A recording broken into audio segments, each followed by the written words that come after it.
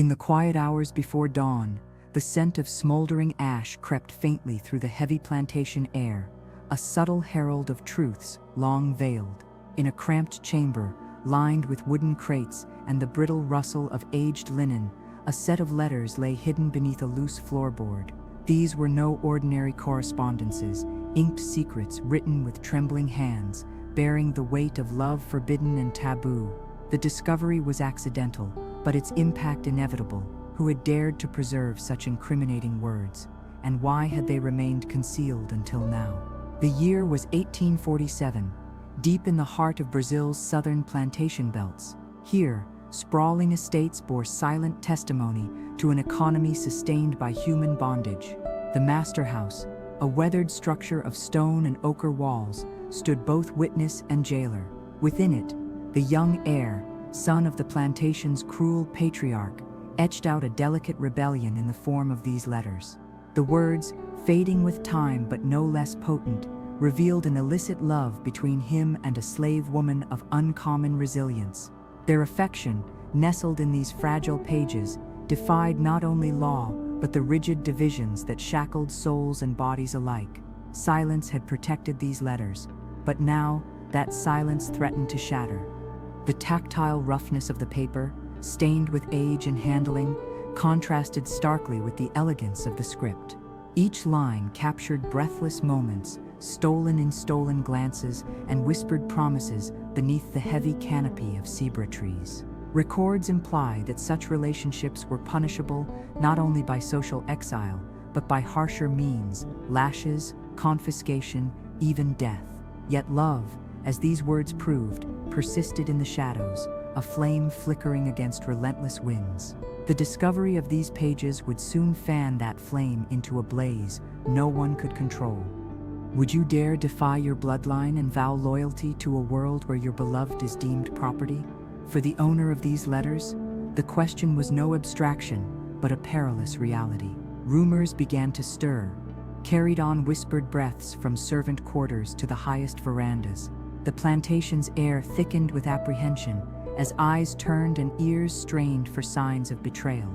The patriarch's wrath was legendary, his control absolute. How would he respond to this hidden fracture within his bloodline? The loyalty of flesh, it seemed, might come at an impossible price. A shadow lengthened across the master's study, where the letters had been unearthed.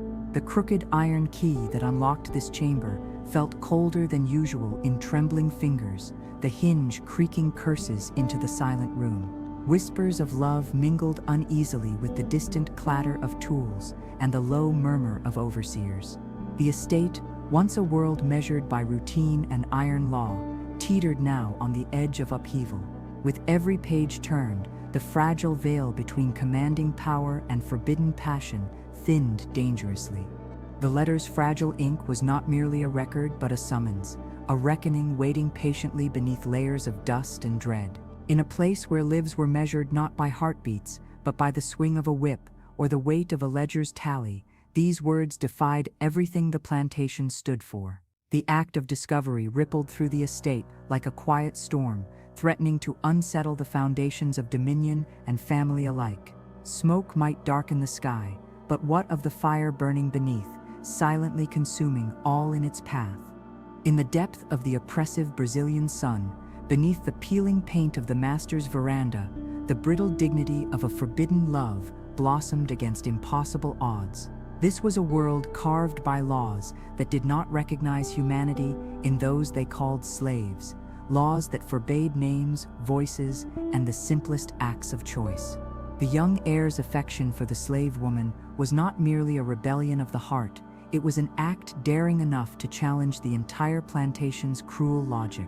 But what was forbidden by law and violently erased by custom did not disappear quietly. It lurked in every gaze and in the whispered murmurs carried on the humid air. The slave codes of 1847 Brazil were strict and unyielding, instruments not merely of control but of erasure. Enslaved people were denied the right to marry legally, their unions called mere contracts without recognition, and their children were property, not heirs. Records imply that lovers caught exchanging letters or tokens faced brutal punishments, whipping, shackling, or worse. The plantation was a place where iron ruled flesh, and the law was a blade sharpened by fear. When love crossed the color line, it was a crime against the unspoken, immutable social order, an act punishable with swift and terrible consequence. Yet in stolen moments beneath the heavy canopy of tropical foliage, the young heir clung fiercely to the warmth of this forbidden romance. His hands, accustomed to the coarse weave of plantation cloth, trembled as he traced the soft curve of her name on a letter, a single word said quietly in stolen breaths. Would you risk all bloodline, privilege, life itself, for a love deemed illegal? Each letter was a tactile rebellion, the scent of ink mingling with the earthy dampness of the soil, a fragile testimony to a love that refused to be extinguished by chains or decree. As the rumor of these letters began to ripple through the slave quarters and beyond, fear tightened its grip on the estate. The overseer's steely gazes flicked with suspicion, and servants exchanged hurried, hushed glances, every whispered secret a potential spark to ignite the master's ire. The tension was a living thing, pressing on chests, scratching like coarse rope against skin. The law's shadow fell longer, a spectral warning that love in this place was not sanctuary but a tragic betrayal of order. The son's choice was no longer private. It had become a fracture in the plantation's rigid facade, an invisible crack threatening to widen. Accounts suggest that the master, a man as unyielding as the iron shackles in the slave quarters, faced a torment unseen, a odious blend of paternal rage and societal pressure. The intangible weight of inheritance, racial purity, and dominion bore down like the relentless equatorial heat. Each moment spent in his presence was marked by the faint, sharp scent of lamp oil and the restless scraping of wooden floors beneath heavy boots. What price would be extracted for this breach? The letters were more than paper. They were a summons to a reckoning none would escape. The emergence of this forbidden narrative unfolded like smoke curling upward, intangible and threatening to suffocate. The fragile parchment, once hidden beneath the creaking floorboards, now ignited the estate's uneasy stillness, sparking questions that would not die quietly. These letters were not merely messages of love, but a challenge, a signal flare thrown into the iron dark night of slavery's rule. And as the plantation held its breath, the promise of destruction waited patiently, like ashes ready to ignite once more. The heir's forbidden love unfolded within the unforgiving framework of Brazil's 1847 slave codes, a brutal lattice of laws that rendered human hearts as mere property enslaved beneath layers of iron and decree. These codes erased identity. Enslaved people bore numbers instead of names, and marriages, if tolerated, were shadows of legal unions, easily severed by sale or death. The son's tender letters, etched in ink on fragile parchment, risked everything under a system that punished such affection as a dangerous transgression. Every loving word was an act of defiance in a world where even the breath of choice was chained. The plantation was a microcosm of control, its rhythm dictated by strict surveillance and harsh punishments. The law forbade slaves from owning property or passing anything on to their own children. They were, in the eyes of the state, objects to be bought, sold, or broken. The master's authority was absolute, manifest in the crack of whips and the cold clink of shackles. Accounts suggest that the plantation's hierarchy relied not only on force, but on shaming those who dared to cross lines drawn deeply in the soil, lines between races, roles, and rights. What price would be extracted for love that disregarded these law-bound margins? In their stolen moments, the young heir and his beloved existed in a fragile sanctuary, a world of whispered vows beneath thick zebra leaves, where the faint scent of damp earth mingled with the metallic tang of sweat and iron. The softness of her touch contrasted sharply with the rough weave of his clothes, a tactile reminder of the vast gulf between their worlds. Would you risk the fury of a father and a system that thrived on control, simply to clutch a fleeting taste of freedom? Each letter carried this risk, a thread stretched taut between hope and ruin. As word of these letters leaked, an invisible tension replaced the plantation's usual rhythms. The scrape of wooden sandals halted, voices hushed behind closed doors. The overseer's gaze, ever watchful, sharpened to ice. the master house held its breath, a silent storm gathering behind cracked windows. Every sound, the creak of a shutter, the low murmur of servants plotting, is charged with dread, a prelude to chaos. The law's rigid grasp tightened, and with it, the shadow of an irreversible rupture.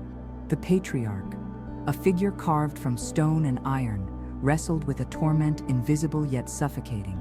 His presence filled rooms with the bitter scent of burning pine and the harsh scrape of his boot against rough floorboards.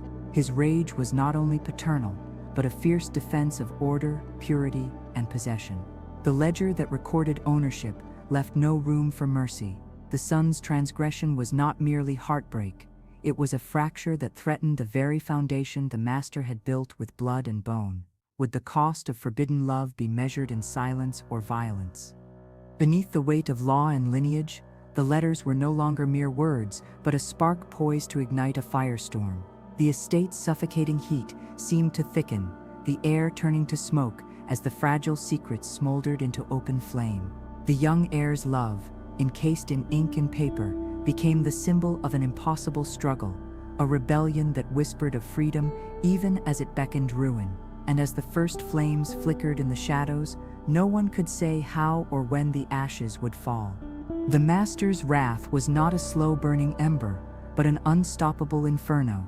Accounts suggest that in 1847 Brazil, the slave codes granted plantation owners terrible authority, as both lawmen and executioners, over every detail of their slaves' lives.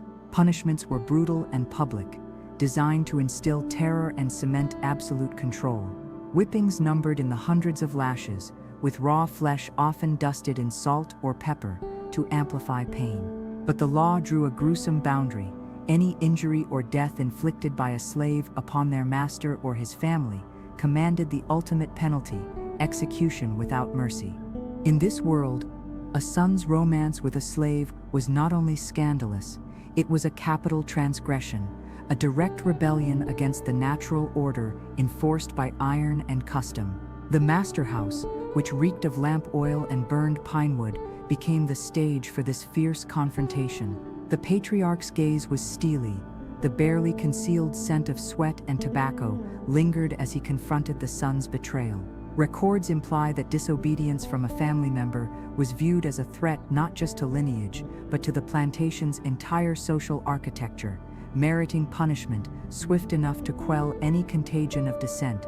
The son's hands, once confident and steady, betrayed his turmoil, fingers curling and uncurling around a leather-bound book, sweat dampening the coarse fabric of his sleeves. Would you endure such cold judgment, to be torn between loyalty and desire for the mere act of loving? His breaths came shallow, the heavy air of the room pressing against his chest like chains. The letters, those tender fragments of hope, were now weapons and evidence, fragile proof of a love the law condemned and the master abhorred. The crack in their world was a chasm opening beneath their feet. Whispers spread fast across the estate, a murmur growing louder in the humid dusk. Overseers tightened their grip, eyes sharp and unforgiving. The slave quarters grew restless, the low drone of shared fears threading through the night. Iron chains rattled softly in the darkness, a harsh reminder of the inescapable reality beneath the fleeting warmth of stolen affection. The law's sentences were not idle threats. They were etched in muscle, bone, and blood.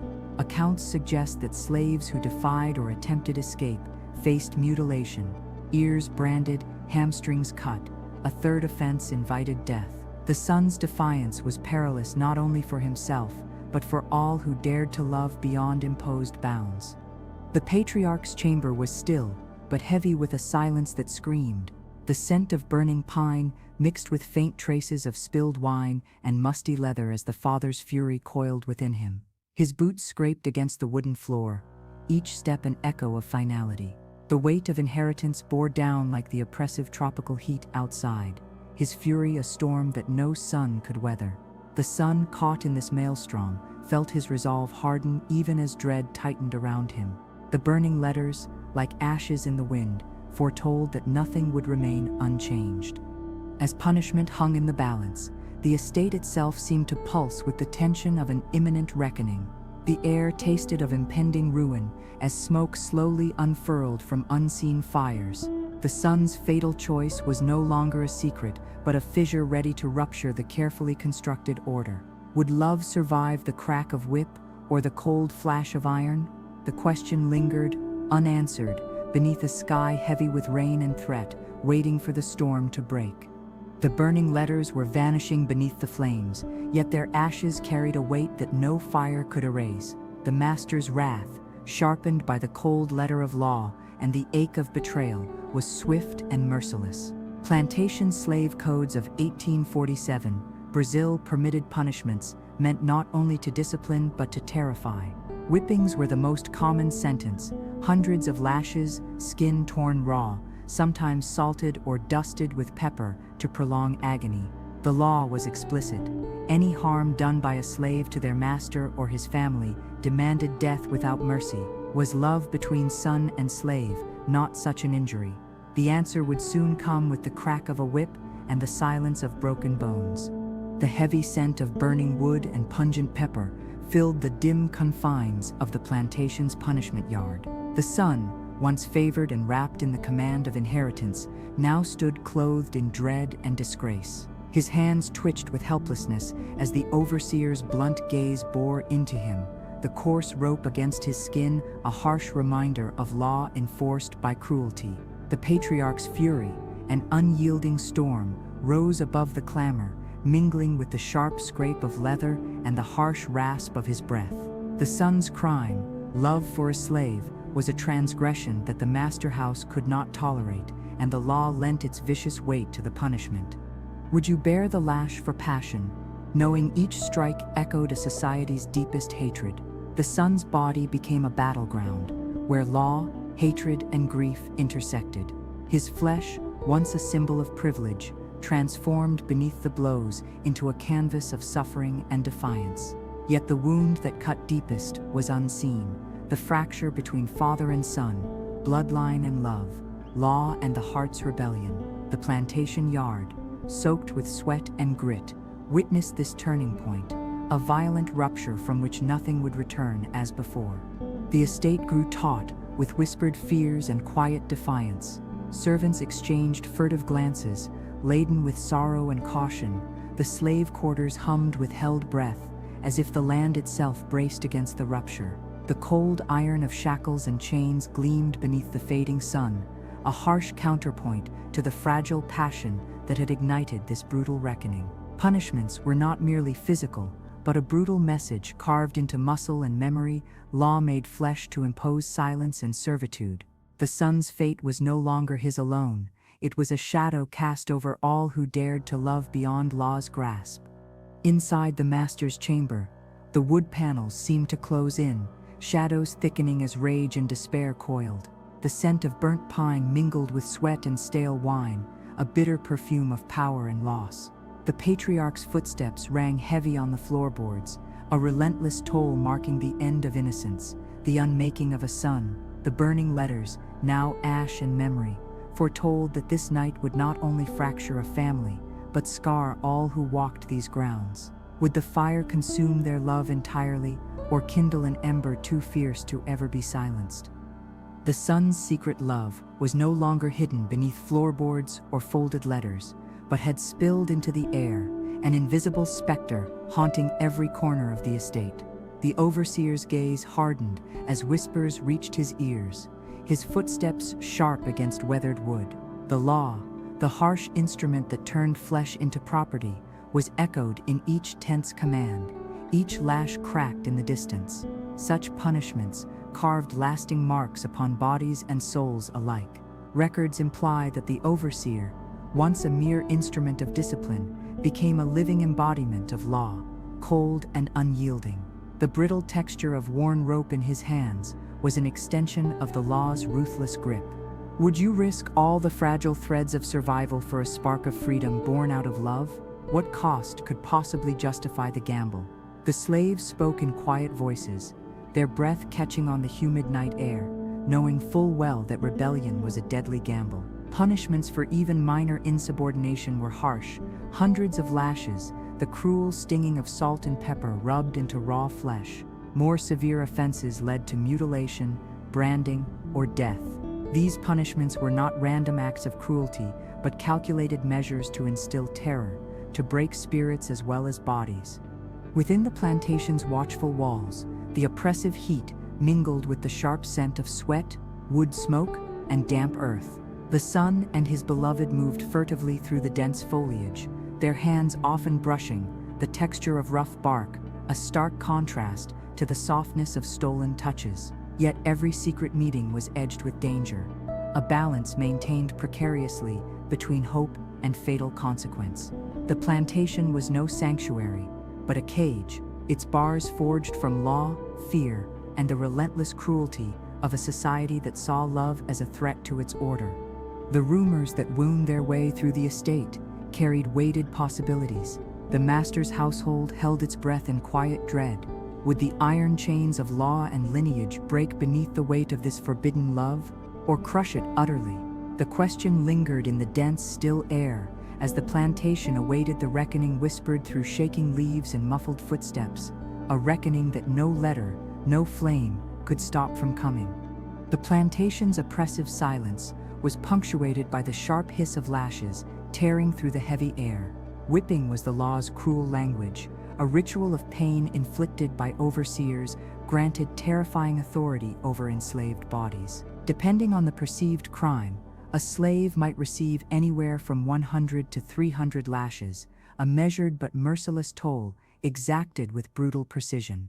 The freshly torn skin would then be dredged with coarse salt and pepper, intensifying the agony and prolonging the slow burn of punishment. In such moments, flesh and law merged into a single instrument of terror.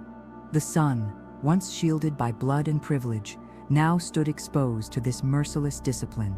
Each lash carved a silent scream into his skin, his breath ragged as raw pain seeped through his nerves. His trembling hands flexed helplessly, the coarse texture of worn cloth against his back, offering no solace. The laws of 1847 Brazil left little mercy for those who transgressed social order. Love between master's son and slave was a rebellion punishable by death. How long could a heart endure the sharp sting of law enshrined in pain and cruelty? Whispers among the enslaved hinted at even graver punishments for those deemed to have seriously injured their masters or blood relatives, a death sentence swift and irrevocable. The law's shadow was not confined to physical punishment, but extended into the realm of fear and submission. Overseers wielded whips and chains, but also the ever-present threat of mutilation. Ears sliced, hamstrings cut, or branding iron searing flesh to mark property and disobedience alike. The estate, sweltering under a tropical sun, engulfed the sun's anguish in its relentless heat, as if nature itself conspired to crush all dissent. Would you remain silent, bound by law, or scream defiance against a system that dehumanized your very existence? The sun's trembling breaths bore witness to this agonizing choice, each inhale a measure of his faltering courage, and as shadows lengthened and dusk settled like a shroud, the brutal reality became undeniable. The law was not simply book and parchment, but muscle, bone, and fire. The master's fury was not merely a private vendetta, it was an enactment of the cold, unforgiving machinery of slavery. The estate's hardened walls seemed to close in tighter, suffocating, and relentless. The son's punishment was a spectacle, a violent testament to power that spilled into the rising dusk like wildfire. The burning letters, symbolic and scorched, became an ember of rebellion that no lash could silence, no law could quell. As the sun bore the lash, marked in flesh and soul, the plantation itself seemed to shudder beneath the weight of a reckoning. Would love survive this inferno, or perish in the ashes? The question hung, unanswered, like smoke curling into night. The master's gaze hardened as the seams of the plantation began to fray, his fury embodied in a coldness sharper than any blade. Within this world, punishment was both a warning and a tool of control, administered with calculated cruelty. Whipping was the most frequent sentence, a grim ritual where flesh was torn open and raw wounds rubbed with coarse salt or pepper, intensifying the victim's torment. Some endured hundreds of lashes, Others faced the fearful prospect of mutilation or death for transgressing invisible but unyielding boundaries. The law was a grim ledger, tallying pain to remind all who lived here of their place. The sun, now caught in the unforgiving machinery of justice, stood trembling as the overseer's whip rose and fell. Each strike etched agony deep into muscle and spirit, his breaths ragged under the relentless assault, his hands clutched at the rough weave of his shirt, seeking some anchor in the torrent of pain. Records imply that vengeance was swift and absolute when those of privilege were defied, especially when love crossed racial lines forbidden by cruel statutes. Would the sun's defiance be crushed beneath lash and law, or forge a courage beyond chains? Amid the dusky air heavy with the scent of wood smoke and sweat, whispers traveled fast.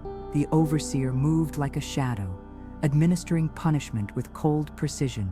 Beyond 200 lashes, the law itself cautioned discretion, a grim calculation to prevent death while ensuring torment. Yet for the enslaved, pain was a constant presence, a reminder of their fragile existence. Stories of mutilations, ears cut, hamstrings crippled, brandings marking flesh, were whispered with a mixture of dread and defiance in the quarters. The sun's fate became a portent, a symbol of the law's merciless grasp, tightening on forbidden affection. Would love survive in a world where bodies were mapped by scars and loyalty measured in chains?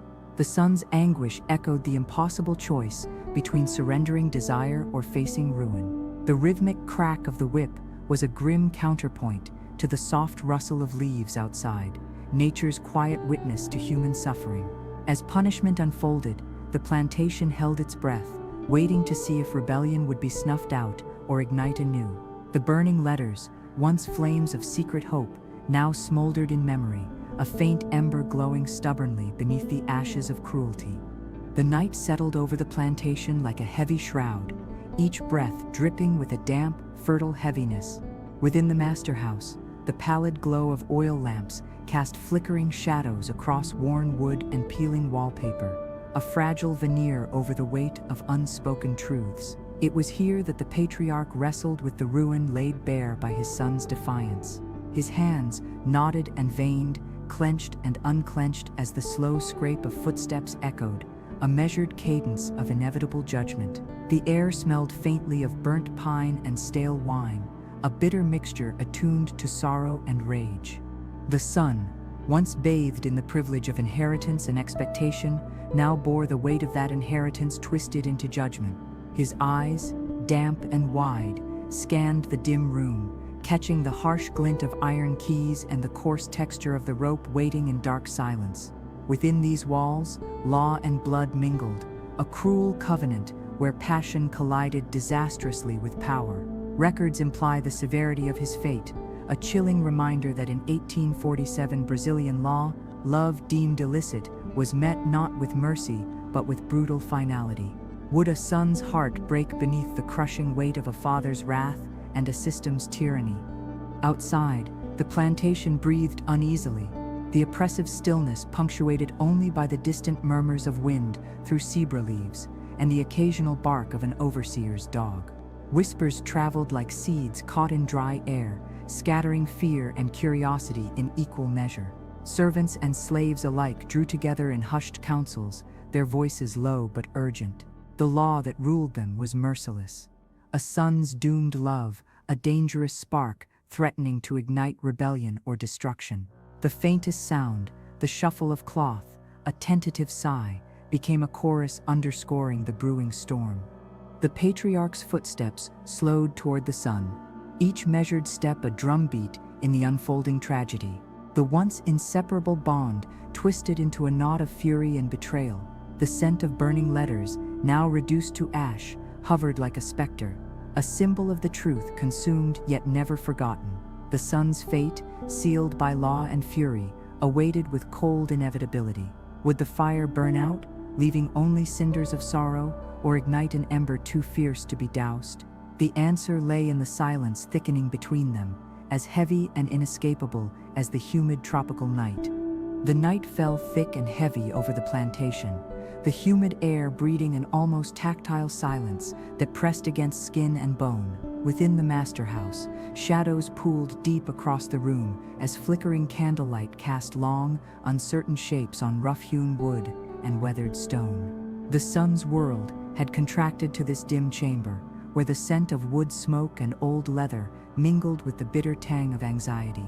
His hands twitched lightly, catching the rough texture of a worn table beneath trembling fingers. Here, the line between flesh and law, blood and betrayal, fractured irrevocably. This room, once a sanctuary of privileged certainty, now felt like a crucible.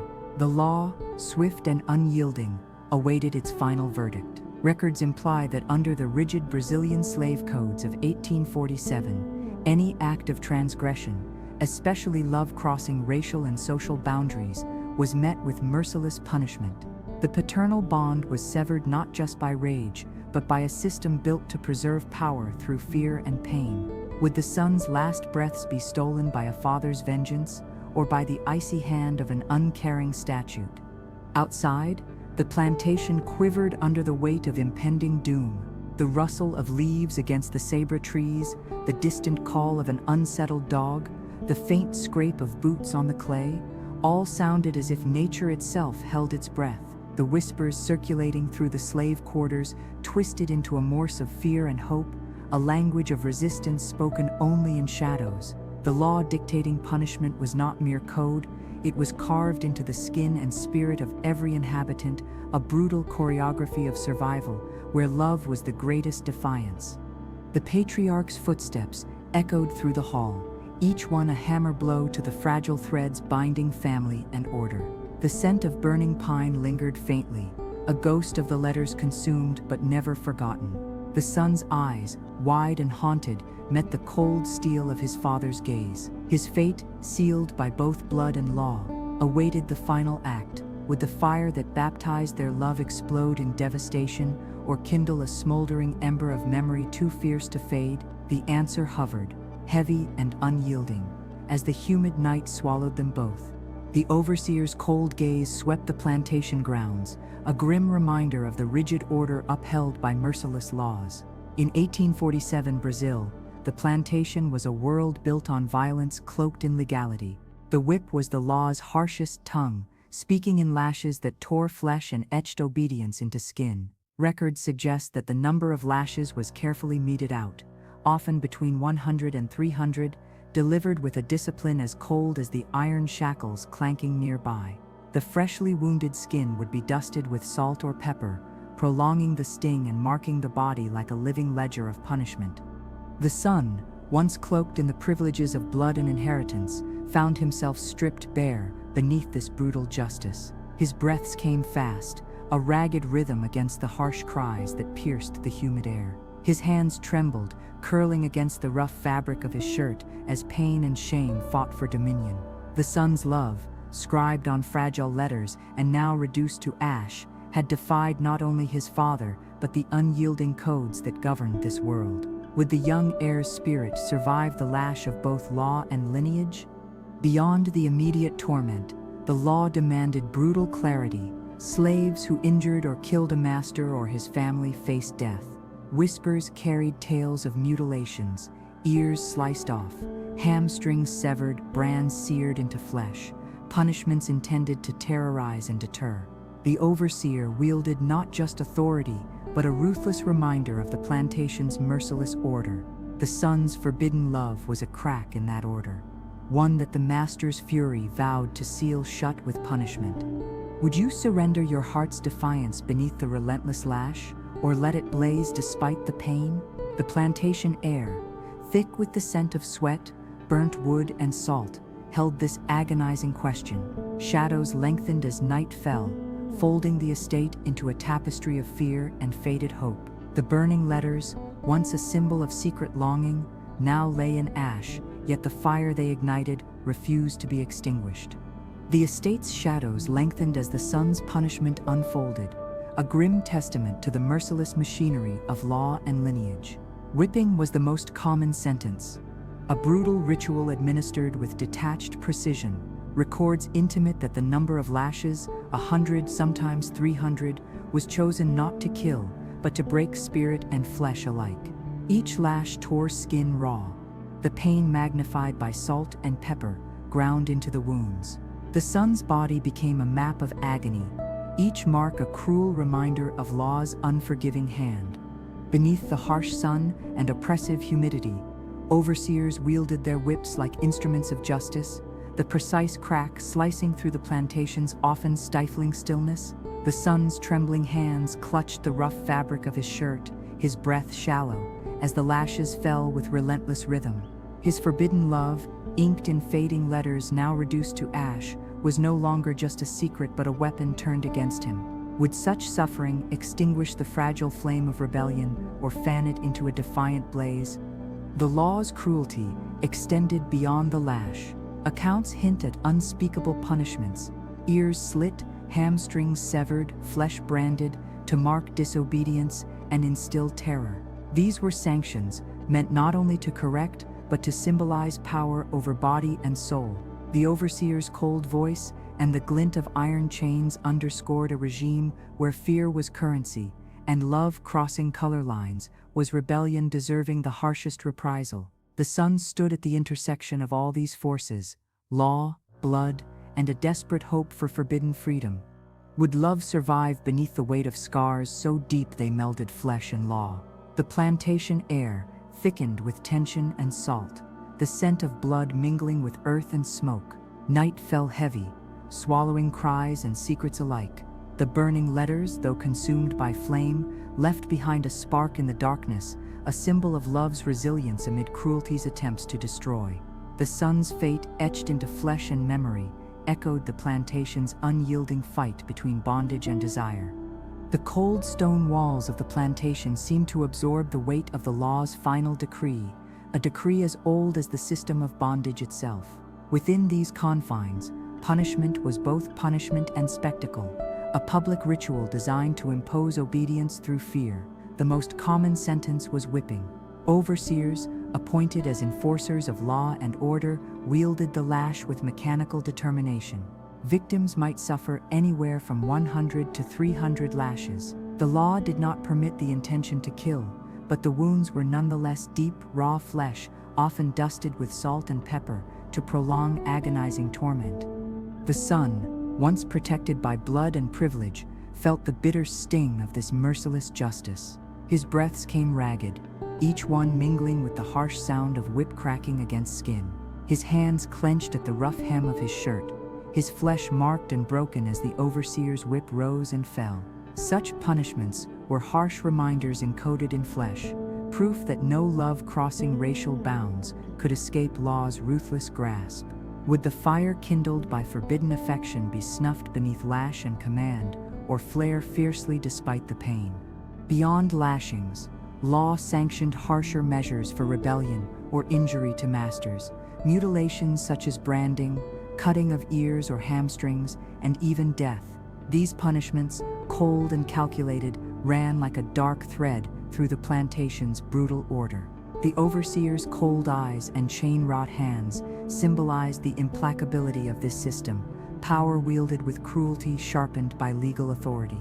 The son's forbidden love was a fracturing force, a defiance that the father's wrath promised to stamp out with merciless rigor. Would you dare to love in a world where scars were the price of desire? The air thickened with the coppery scent of blood and salt, mingling with smoke and heavy earth.